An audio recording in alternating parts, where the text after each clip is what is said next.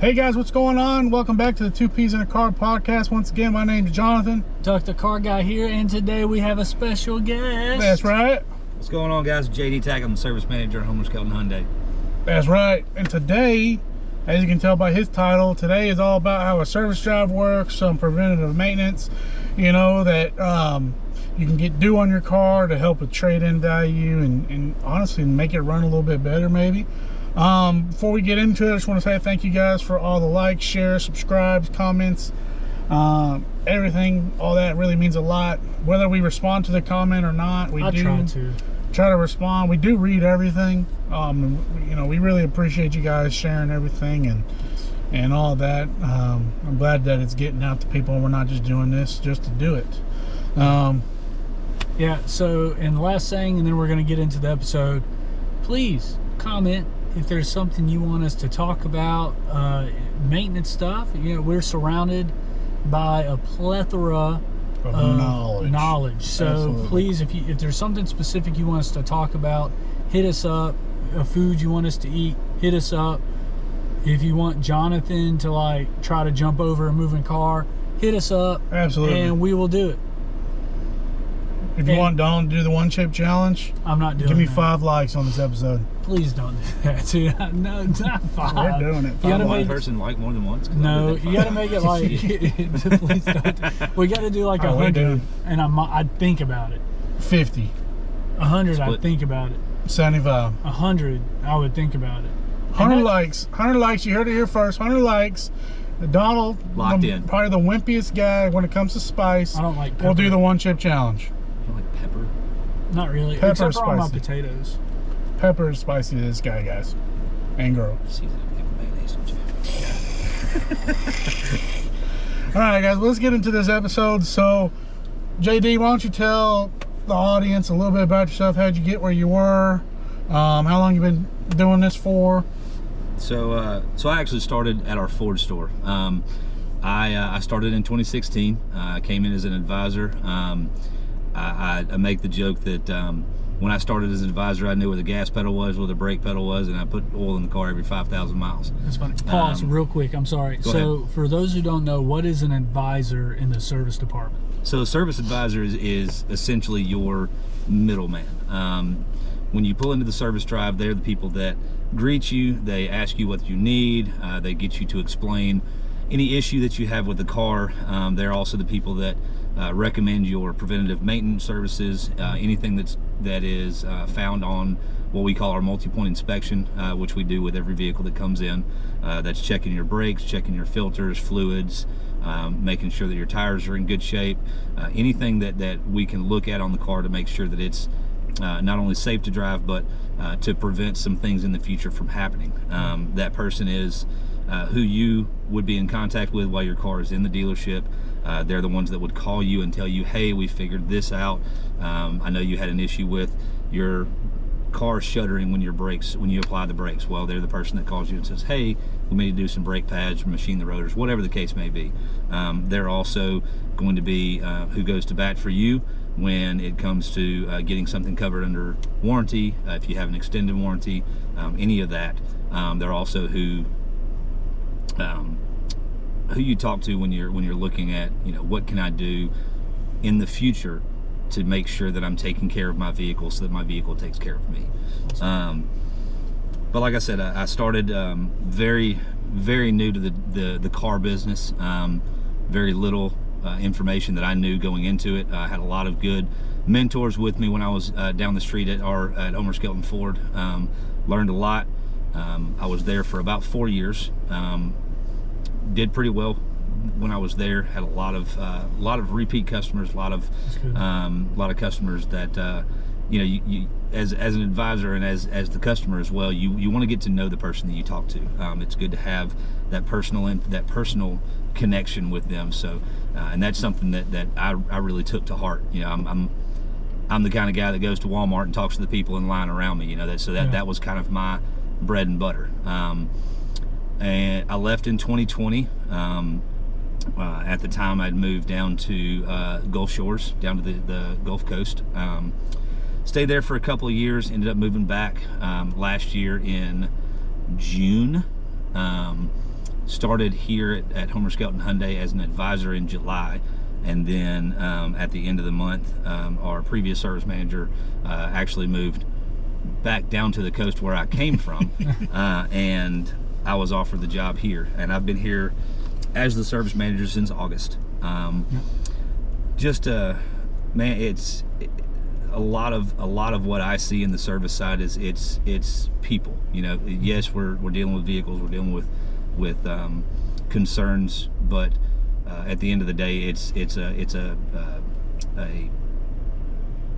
very person forward side of the dealership. It's very to me, it's a way to take care of somebody. You know, it's my whole goal is to help somebody when they come in. To me that's the end goal as a service advisor, service manager, anything to that effect. So my job is to make sure that the customer is taken care of to the fullest ability that we can. But that's where I'm from, that's where I came from, that's where I got where I am. Absolutely. Real quick, so as far as you coming back, doing your thing, obviously the maintenance, that whole section has changed over the years. Yes. Just like on the car side, we've talked about in past episode how the car business has changed. What is the biggest change you've seen from when you started to now, just how operations go and all of that? And of course the big caveat is COVID, and the logistics side of everything has changed a ton. Right. That's been forced change. But what are some things you've noticed? So one of the things that really has changed a lot, in my opinion, and this is not just from me being a service advisor, but from growing up. When we were growing up, it was 3,000 miles between oil changes, and then we get to around the high school, graduating high school, college area, and it's 5,000 miles. Well, now with the technologies and the different materials and things that they've been able to do, now we have cars that will go 7,500 to 8,000 miles between oil changes, which if you were to tell me that 15 years ago, I'd have said you were crazy. Right? There's no way I'm going 8,000 miles between an oil change. But now that's the standard mileage interval for these. The other thing is, a lot of stuff now is it's so computer based. Everything is very technology forward. It's from your service interval to the fact that especially with Hyundai, the Blue Link system is fantastic. It can tell you how far you are from your oil change. You can tell you, it can keep up with speeds. It can keep up with anytime you have a low tire pressure light. You get a notification of that. It's the entire vehicle is linked into this one system that, you can pull it up on your phone, which is an amazing thing. Anytime you're sitting at home, or you get in the car and you're waiting in the drive-thru at McDonald's, and you're like, let me see what's going on with my car. You can pull it up on your phone and you just look through it. And it's not only from the consumer standpoint, but from our standpoint as well. We can do the same. We can actually look through Hyundai's site and see everything that you can see from the Blue Link alert system. So y'all can do that. Yeah. So when we pull up our basically our Hyundai Bible, when we're looking at a customer's car, it actually has a Blue Link alert history.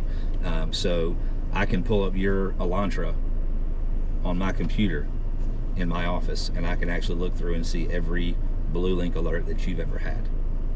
That's pretty cool. That's cool. So a lot of times people say, I had a lot of the issues that we've seen this help with is like, you're driving down the road, your check engine light pops on, and then 10 miles down the road it goes off. Right? If that comes up, there should be a way for us to look and see what it was on for, what the issue was. Sometimes it's long enough that it puts an alert on there. Other times it's one of those that we kind of have to do a little bit more digging into it, but the option is definitely there for us to do that. Wow. The other thing is just the different features on these vehicles, man. They're from the adaptive cruise control, the lane keeping assist, the blind spot systems is a big thing that came on a couple years ago that has it's something that is an extremely helpful tool, and nowhere in my mind years ago had what I thought that I'm driving down the road and my car is going to tell me when somebody's in my blind spot. Oh yeah. It also means now, like, because we're around the same age, the three of us. Yeah. Like, Dad can't take you in the backyard and teach you how to fix everything on the car anymore. Right. I mean, I was gonna say, so my uncle, he was a mechanic at Sunrise on Covington Pike for like 20 years plus, and I was having a conversation with him the other day, and he's like, man, I don't even know how I could be a mechanic anymore. Things are just so complex nowadays, and like service, they go off hours or whatever. So it used to be like what takes 3 hours to fix 10 years ago, now it takes 6 hours to fix now. And service departments, they get, for the most part, they do get a bad rap for taking a while, things like that. But guys, you have to remember, not only do we have a part shortage, logistical issues, but you need to take that in mind, is something that used to be simple to fix, that people, that's what they remember, is not so simple to fix now. It's like double the time. So that is one thing that to keep in mind. That, and I just remember that conversation with my uncle, that it's just, well, and it's all the way down to the diagnosis stage now. I mean, like the days of pulling a car in and letting it run and going through and checking here and here, it's not. We actually have tablets, no different than your iPad at home, or if your kids have a tablet, I'm sure your kids have tablets at home that they watch their videos. Right. So we have a tablet that actually hooks into the car itself, and because of the amount of computer systems and electrical here and there, we have to go through and basically we're plugging a computer up to a computer. Right. I mean, your vehicle now is more or less a computer with wheels. Oh, yeah. So that's the whole diagnosis process has now gone from it's misfiring, well, you can be plugs, wires, this, well, now there's so many different things that go into the engines, and what's involved with this, what's involved with that, and you have to go in and it takes a while. It's something that it's not always as easy as plugging it up, pull a code and go. Right. Yeah, I saw a recall once where it was it wasn't I think it was a Nissan Frontier or something I was selling, and the recall was the transmission, and it needed to just be reprogrammed. That blew my mind when I read that. Well, and Ford had a thing years ago, again, with me being at Ford, it just kind of a lot of times it comes back in full circle. Ford had an issue a couple years back with some of the F-150s that it was a lead frame harness. Well, if you think about that, you think harness, it's something to do with, well, that lead frame harness is basically the brains of the transmission. So it's actually basically a computer board on the bottom side of the transmission, and it's a reprogram, update, and something else. And that's, there was issues with downshifts, hard downshift. Well, you reprogram the lead frame harness and there it is. You're fine. So it's again, that goes back to the whole computer thing, and it's just there's so many differences there that, I mean, Jonathan's 100% correct. I mean, the days of going in, I don't know if it was you or you were talking about your uncle. You were talking about going in the backyard. We've got a 1952 tractor sitting out in the back. I mean, you can go through and look at every single piece of that and go, okay, well, it's this. Well, you pull one of these cars off a lot, pop the hood, there's so many different computers and wires and everything else that it may look like a spaceship compared to what you would see in the past. It's a whole different industry that we're in now. Absolutely. JD, I want to ask, what are some ways, preventative maintenance wise, that people can get, I guess, longer life out of their vehicles, or like a more of a longevity? So, like, what are some good practices? So we actually have for our guys out here on the drive, we have what we call our menu presentation, right? So every 15,000 miles there's something to do, right? At 15,000 miles it may be a cabin air filter and an engine air filter, and that's it. Typically at 30 you're looking at like a fuel induction service and a brake fluid exchange. Reason being, obviously, with the fluid that's going through that brake system, there can be condensation, there can be additional, any air that gets in the lines, any liquid other than your brake fluid that gets in there, whether it be water, whether it be something else that's getting in there, that system being exchanging that fluid every 30,000 miles just kind of keeps it up to date. You don't have to worry about you're at 50 something thousand miles, you haven't had a brake fluid exchange, and then now your brake pedal's getting kind of spongy. Well, that could be something that alleviates that issue on the front end. You do it at 30, so that at 50, if you have that issue, it's very much less likely for it to be based on the fluid, right? It could be that it's the master cylinder, it could be whatever, right? But that's something that you can do. It's kind of a cover your bases kind of thing, right? And then at 60,000 miles, typically we recommend like a transmission fluid exchange, a coolant flush, and then obviously at 60 you're going back to the brake fluid exchange and the fuel induction service. And the fuel induction service, and I didn't touch on that when I said 30, but the fuel induction service, basically what it is it's a cleaning system for any kind of buildup inside the engine, right? So a lot of times when over the course of time you start to build up carbon buildups in your engine, that fuel induction service is actually for you to go in, clean that out so that it doesn't have as much sitting in your engine, so that it runs a little bit smoother, right? So you do that at those intervals. Obviously doing standard oil change, regular maintenance stuff is a big deal. Like I said, nowadays the intervals are 7,500 to 8,000 miles. You do those on schedule. Tire rotations, a lot of times people are like, oh, do I have to rotate my tires every time I come in? Not necessarily, but it's definitely something that I'll put it to you this way. Every time I do an oil change, I rotate my tires. Every time? Every single time. Excuse me, guys, I'm sorry. Now, how long do you do the recommended mileage for your oil changes? I go 7,500. Okay. I go 7,500. See, that seems reasonable to me. See, I go every 4,000 miles. I do. Well, I know I can go longer. That's based on what, like I said, that's that old school mentality that we grew up with, right? It's 7,500 is kind of that. It's that shock, right? You hear 7,500 miles, like, oh, that's almost 8,000 miles. My goodness, that's a long time. Well, that's because of the way that we grew up being told, hey, this is when you do your oil change. I need an oil change now. I just got mine the other day. Nice. Here. Well, hey guys, getting a little long here. We're gonna tag JD in when we post this video.